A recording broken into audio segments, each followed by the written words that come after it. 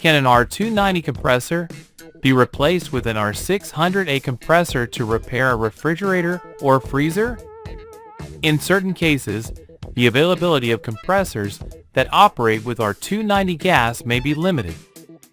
This raises the question: is it possible to successfully repair a unit by replacing a damaged compressor designed for R290 with a new compressor that operates with R600a and have the entire system function with R600a gas? Let's analyze the key aspects to consider. 1. Cooling capacity per unit volume.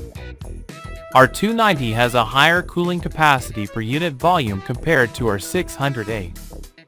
This means that a compressor designed for R290 can operate with a smaller displacement or refrigerant volume, since R290 provides greater cooling power. For example, in a 1/4 HP compressor, the displacement of an R290 compressor is approximately 6.5 cubic centimeters, while an R600a compressor of the same 1/4 HP has a displacement of about 9.5 cubic centimeters. This happens because R290, having a higher cooling capacity, requires a lower volumetric flow within the system to achieve the same cooling power. 2. Density and volumetric cooling capacity. Since the density and volumetric cooling capacity of R600a are lower than those of R290, the volumetric flow required by R600a is higher. For this reason, systems designed for R600a typically require larger evaporators and condensers compared to R290 systems. 3. Impact of replacement.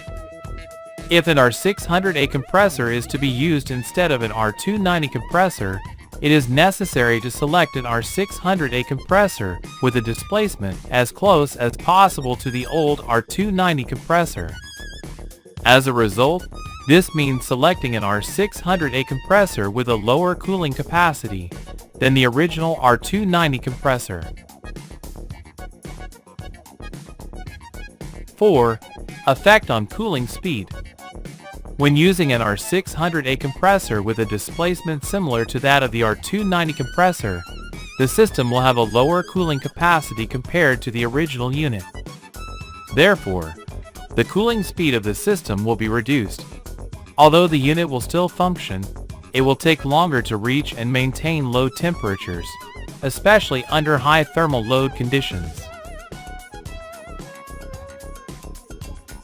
5.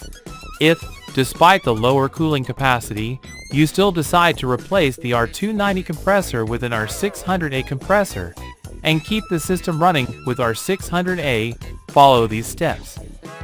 Charge the system based on pressure and not by weight, since R600a is lighter than R290.